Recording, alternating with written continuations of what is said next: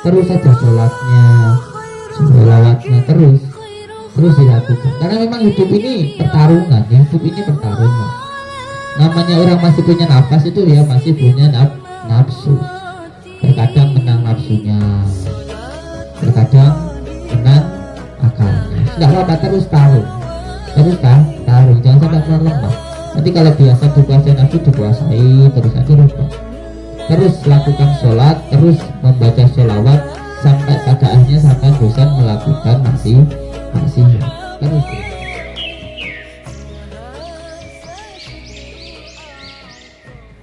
Bismillahirrahmanirrahim. Diamatkan. Sakit kaget nanti. Bismillahirrahmanirrahim. Assalamualaikum warahmatullahi wabarakatuh. Bismillahirrahmanirrahim. Alhamdulillahilladzi nahmaduhu wa nasta'inuhu wa nastaghfiruhu wa na'udzu bihi min shururi anfusina wa sayyi'ati a'malina wa may yahdihillahu fala mudilla lahu wa may yudlil fala hadiya lahu. Asyhadu an la ilaha illallah wa asyhadu anna Muhammadar Rasulullah. Allahumma shalli ala sayyidina Muhammad wa ala ali sayyidina Muhammad. Alhamdulillahi rabbil alamin.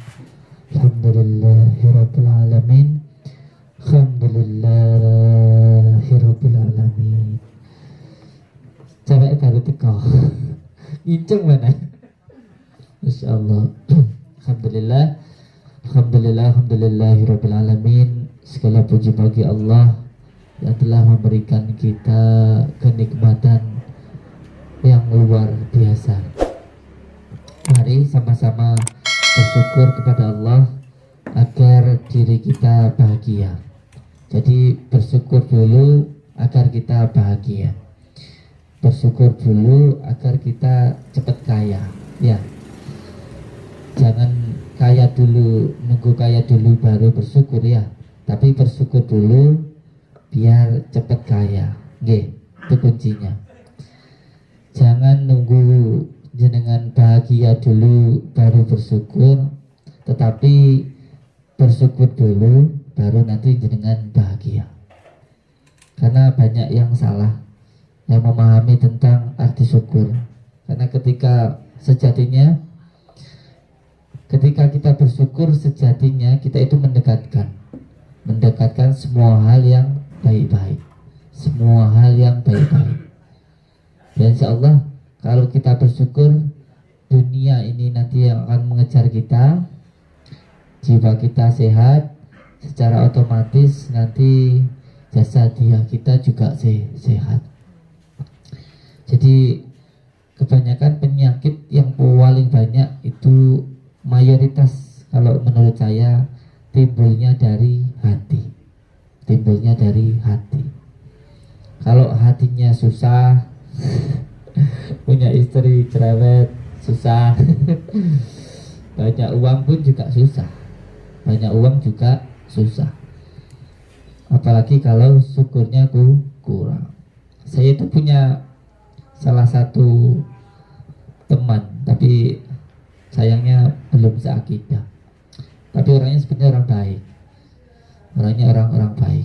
Beliau itu punya kandang ayam, itu 200.000 ayam petelur.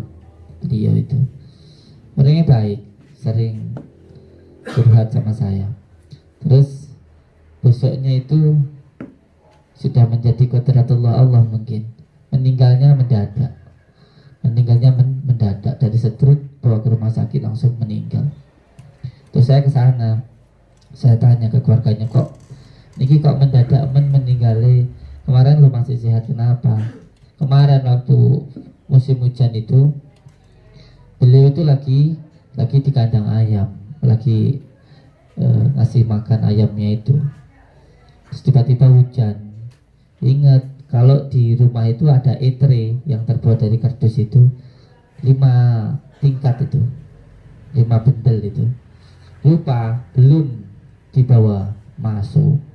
Lewari lihat eternya itu kehujanan kan otomatis rusak. Itu gowetun geblak terus setruk. Cuma gara-gara 5 eternya bendel itu, 5 bendel liter itu paling harganya cuma berapa? 2 juta atau berapa. Jadi ayamnya yang 200.000 itu semuanya tidak kepikiran, wis yang diketunin yang eternya yang kehujanan itu. Masya Allah. Padahal sejatinya hikmahnya begini. Terkadang kita itu sehatnya 10 tahun, sakitnya sehari, itu ngeluhnya serai rame-rame. Ngeluhnya rame-rame. Dikasih sehatnya yang 10 tahun itu enggak keinget lagi. Yang keinget sakitnya. Terus kalau ingat nanti baru ya Allah. Kalau sakit ya Allah. Kalau sehat gak inget Allah, ya repot. Tapi tidak apa-apa, manusiawi. Makanya kalau lagi sakit datang sembuh. Sebab sehatnya tidak ingat Allah. Sehat sakitnya betul-betul Allah. Jadi tidak apa-apa ya. Tapi bagi yang masih sehat, mari kita gunakan sehat ini untuk lebih mendekatkan diri kepada Allah. Wujud syukur yang sebenarnya itu sehat digunakan untuk menjauhi segala larangannya dan menjalankan segala perintahnya. Contoh begini, ketika kita itu mau minta baju sama ibu kita, lah kita ketika dibelikan baju itu kita gunakan untuk apa? Ya kalau bajunya itu digunakan untuk yang tidak baik, mau ngasih baju lagi ya males, males. Karena bajunya nggak digunakan untuk yang baik, digunakan sak geleme dhewe.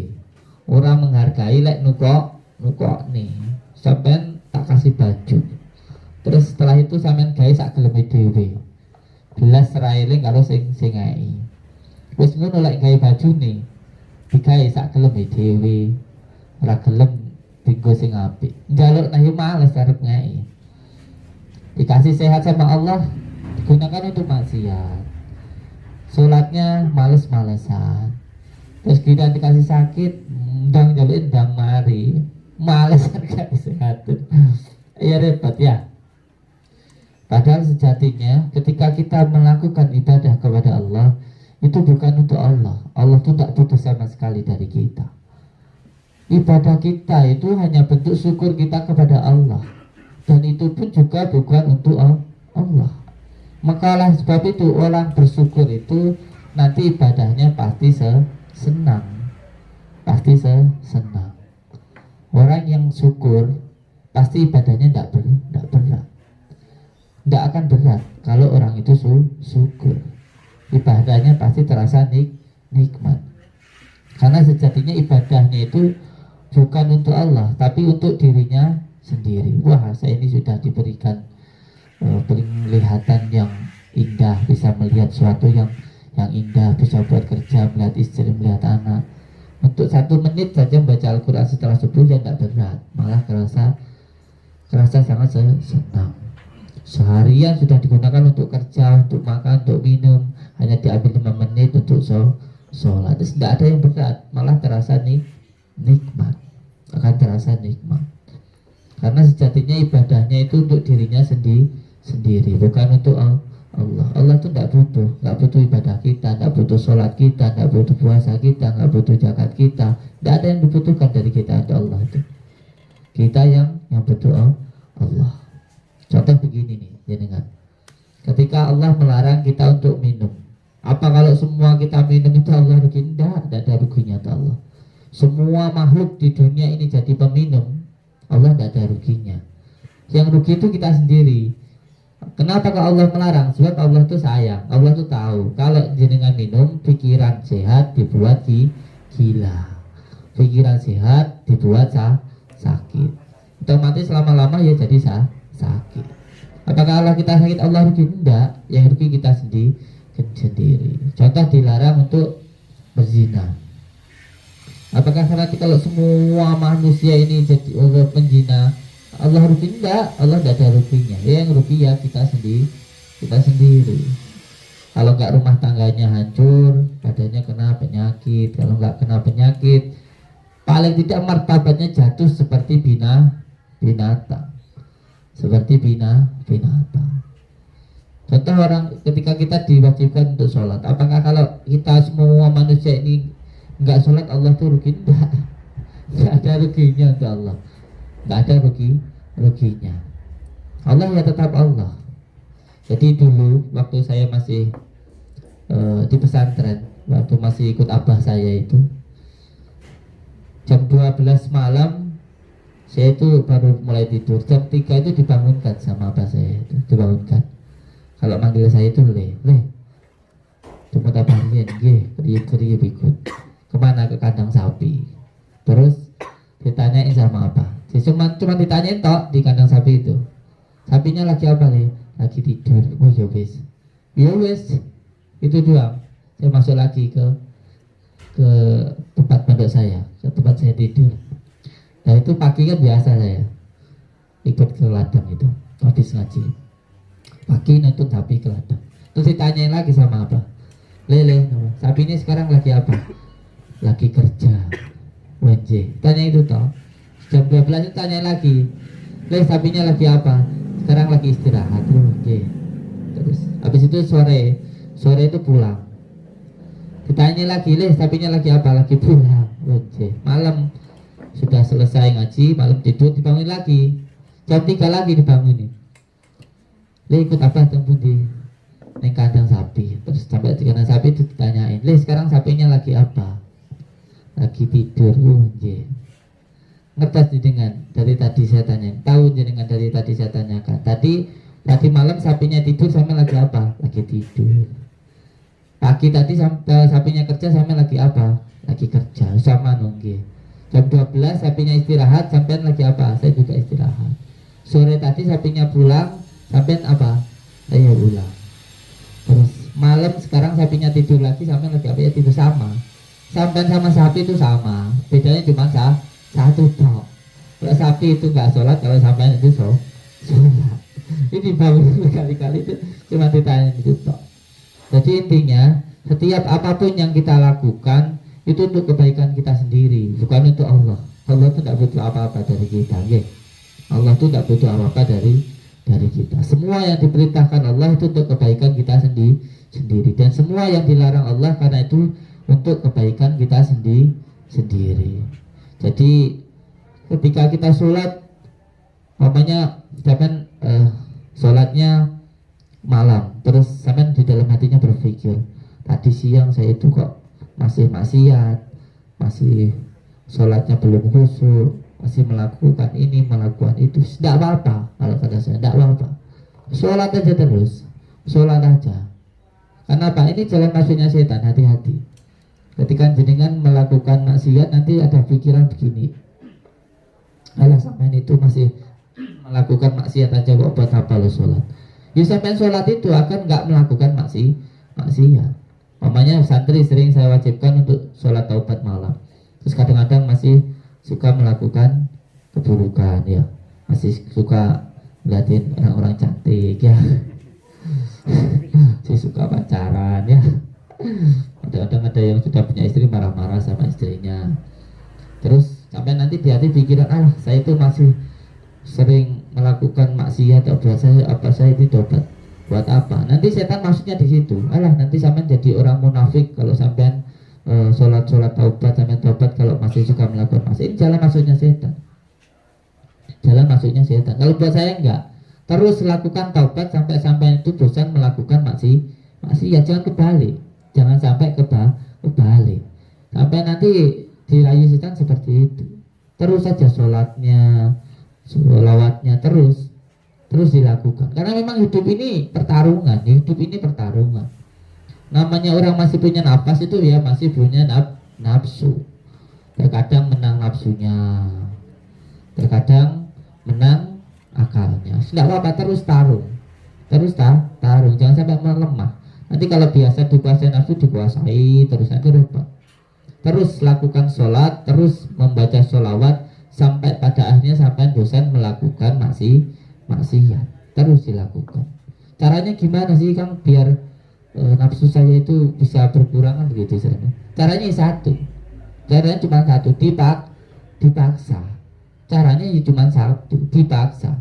Jadi pertama dipaksa, nanti lama-lama biasa, terus akhirnya jadi suka. Kalau sampai biasa sholat isya, pasti kalau sampai tidur belum sholat isya juga tidak nyaman. Tidak nyaman kalau belum sholat. Sampai biasa bangun jam 6, ya bangun terus jam segitu nanti. Karena sudah biasa. Nanti pada akhirnya amalan itu tadi yang akan menuntun jenengan. Pertama harus dipaksa. Terus nanti lama-lama jadi biasa, terus akhirnya suka. Jadi terus dilakukan. Makanya itu kuncinya namanya istiqomah terus menerus. Kalau ada yang ngomong sama saya, Kang, hilangin nafsu saya gimana? Mati. Caranya kalau menghilangin nafsu gimana? Mati. Kalau masih hidup, orang lahir jebret, bayi lahir itu langsung punya nafsu, langsung punya marah, langsung punya nesu dan lain sebagainya. Kalau masih punya nafas ya punya nafsu. Tapi yang paling penting bagaimana caranya agar nafsu ini bisa dikendalikan oleh hati. Makanya di sini dinamakan dengan pada bukan nurjat sejati sholawat sirri ala duni, jadilah manusia yang sejati, manusia yang sempurna. Manusia yang sempurna itu maksudnya bukan sempurna apa adanya, itu bukan. Sempurna karena kita sempurna karena punya akal dan juga punya nafsu. Kalau akalnya mampu mengendalikan nafsunya, maka lebih sempurna dari malaikat, karena malaikat punyanya hanya akal. Tapi kalau sampai akalnya dikendalikan nafsu, maka lebih hina dari binatang. Karena binatang punya cuma nafsu, tidak punya akal. Maka oleh sebab itu salah satu cara agar nafsu ini bisa dikendalikan dengan akal, salah satunya dengan cara bersolawat. Karena apa? Karena orang yang membaca solawat secara batiniyahnya, nafsu tadi akan kalah. Karena kalau orang bersolawat itu dia akan mencintai yang disolawati, dia akan mencintai Rasulullah. Dan kalau orang cinta, namanya orang cinta, secara otomatis dia akan terus meniru yang dicintainya. Yang dicintainya itu Rasulullah. Rasulullah itu paling cinta kepada istrinya. Nanti yang biasa marah-marah sama istrinya jadi lebih cinta sama istrinya. Rasulullah itu paling sayang kepada anak yatim. Nanti insyaallah kita jadi lebih suka kepada anak yatim, lebih cinta. Rasulullah itu akhlaknya sangat lembut kepada tetangganya. Ya biasanya marah-marah terus sama tanggane, insyaallah nanti jadi sayang dan lain sebagainya. Karena itu tadi insyaallah ya. Sholawat itu tadi yang akan menuntun diri kita. Terus nggak usah panjang lebar nanti kelamaan. Nah, yang pertama syukur dulu agar kita itu bahagia. Karena sejatinya kebahagiaan itu bukan yang di luar dari diri kita, tetapi kebahagiaan itu adanya di dalam diri kita. Kalau seumpamanya lautan itu dijadikan tinta dan seluruh daun itu dijadikan sebagai buku, maka tidak akan bisa untuk menulis semua nikmat Allah yang diberikan kepada kita. Nikmat melihat, bisa melihat enak. Bayang kalau sampai tidak bisa ngedelok, aduh repot ya apa. Nikmat kita bisa makan, kita mengecap makanan itu nikmat yang luar biasa. Nikmat kita berjalan. Bayangkan ya, saudara-saudara kita yang tidak bisa jalan karena penyakit dan sebagainya, bahkan ada yang dari lahir. Nikmat semuanya, banyak hal. Kalau dituliskan tidak akan pernah selesai, dan itu nggak akan terasa nikmat kalau tidak disyukuri gitu loh. Nggih, kalau nggak disyukuri. Insya Allah kalau dengan bersyukur itu sudah menjadi janji Allah. Janji Allah itu sangat pasti, beda dengan janji ini matanya sampai dulu. Beda. Kalau janji Allah itu pasti, janji Allah itu pasti. Siapa yang bersyukur pasti akan ditambahkan. Kalau yang bersyukur itu pasti ditambahkan. Dan hanya ini, syukur ini tadi yang menjadi utamanya, yang menjadi kuncinya syukur. Jadi monggo bersyukur agar hatinya bahagia. Jadi jangan nunggu bahagia dulu baru bersyukur. Monggo bersyukur agar sampean bisa jadi orang kaya. Jangan nunggu kaya dulu bersyukur, nanti tidak kaya nanti ya. Monggo Allahumma sholli ala sayyidina Muhammad wa ala ali sayyidina Muhammad. Yang kedua kalinya, yang terutama monggo sama-sama bersolawat kepada Sayyidina Habibina wa Nabiyina Muhammad sallallahu alaihi wasallam. Dengan cara membaca sholawat, insya Allah apapun yang menjadi keinginan jenengan, apapun yang menjadi hajat jenengan, insya Allah akan dikabulkan oleh Allah. Jadi ketika saya melakukan pengobatan lain sebagainya, hanya satu kuncinya sholawat. Kenapa? Karena ini menjadi keyakinan saja bahwa Rasulullah itu adalah kekasih Allah, dan siapa yang ingin dicintai Allah maka dia harus mencintai Rasulullah. Itu yang menjadi kuncinya. Doa apapun kalau tidak membaca sholawat maka tidak akan diterima oleh Allah. Dan kalau membaca sholawat belum berdoa itu sudah dikabulkan. Belum berdoa itu sudah dikabulkan. Saya jarang sekali berdoa. Jarang sekali saya itu berdoa. Saya lebih suka membaca sholawat. Karena mau berdoa itu kayaknya setengah malu itu. Karena insya Allah saya itu punya keinginan apapun tuh kayak dipermudah oleh Allah. Dulu saya tidak percaya loh. Kalau dengan membaca sholawat orang bisa kaya itu saya tidak percaya dulu itu. Dulu itu belum percaya. Tapi setelah membuktikannya sekarang ini, demi Allah saya katakan. Jadi saya berbicara dari apa yang sudah saya rasakan dan yang sudah saya amalkan. Saya itu dulu pertama kali datang ke sini disuruh oleh abah saya itu cari rongsok itu bawa karung, Bu. Bawa karung. Pertama datang ke sini itu ngontrak. Terus cari bawa karung, cari rongsok ke pasar. Sehari dapat 20.000 itu berarti bahagia sih. Alhamdulillah kok penak men golek duit itu. Alhamdulillah kok penak men sampai sekarang alhamdulillah punya 9 truk ini saya nikmati saja. Jadi sama sekali tidak bawa apa-apa dari pertama kali saya menikah. Itu berjalan apa adanya saja. Dan alhamdulillah dengan mengistiqomahkan sholawat itu sepertinya apapun yang saya inginkan itu dikabulkan oleh Allah. Apapun yang saya inginkan, bukan hanya bersifat kegaiban pun pengen gini itu enggak. Dunia juga usaha itu seperti dipermudah. Karena apa? Karena intinya ketika seseorang membaca sholawat itu cara orang ngirim surat ini perangkunya banyak tuh yang paling tebel wis. Jadi apa yang dikirim ini perangkunya wis tinggal nemplek-nempleknya wis langsung teko gitu loh. Enak, langsung sampai. Sholawat itu dibaca dengan hati yang sombong yang masih dapat pahala, apalagi dengan cara yang khusus. Jadi ketika seseorang ingin doanya mudah dikabulkan oleh Allah maka harus dengan sholawat. Bahkan kalau tanpa sholawat doanya tidak akan diterima. Dan kalau banyak baca sholawat biasanya belum berdoa pun sudah diberikan. Karena itu tadi Rasulullah adalah kekasih Allah. Dan kalau orang ingin dicintai Allah maka harus mencintai Rasulullah. Dan kalau orang sudah dicintai, namanya orang sudah dicintai, sampai cinta sama seseorang, nggak mungkin ke orang itu harus minta apa yang dia suka datang sampai boleh no. Kayak jika dengan pacaran di pak ini temen karo duwe cek temen-temen di seneng-seneng iya wis opo sing disenengi tuh ora senenge digolek-golek ini tukang kembang golekne saiki mbur. Jadi apa yang disukai itu pasti dikasih. Apa yang disukai oleh yang dicintainya itu pasti dikasih. Itu loh ilmu apa istimewanya sholawat itu di situ. Apa yang kita suka itu sama Allah kalau saya sudah aku yakin itu datang dibayi gitu loh ya. Itu yang paling utama. Dan yang kedua, sholawat itu menenangkan batin. Seperti huruf alif itu, dia tidak tidak goyah dengan apapun yang ada di luar dari dirinya. Itu. Jadi orang itu utamanya hati menjadi tenang. Jadi mau diberikan kesusahan oleh Allah, hatinya sabar. Ketika diberikan kenikmatan oleh Allah, hatinya bersyukur. Itu paling enaknya orang muslim itu. Enaknya orang bersalah itu.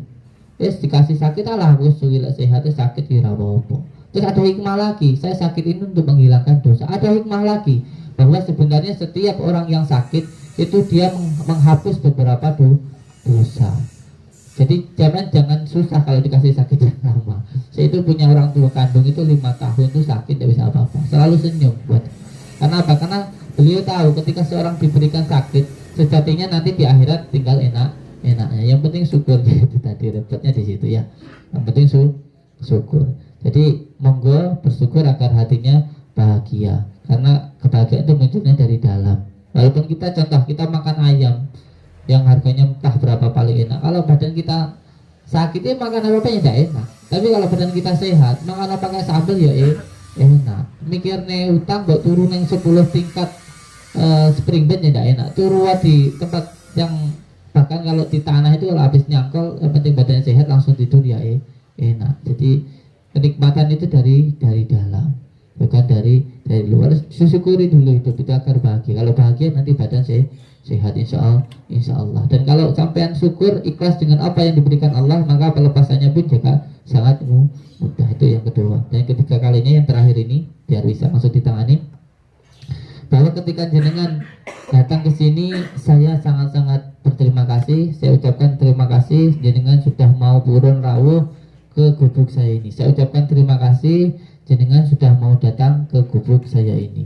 Karena yang menjadi prinsip saya, yang menjadi kata abah saya itu bahwa kalau rumah sering didatangin orang, banyak tamu, maka rahmat Allah pun juga akan tercurah untuk orang yang di rumah. Jadi ketika jenengan datang ke sini berarti jenengan membawa rahmat, memberikan jalan rahmat Allah kepada kami.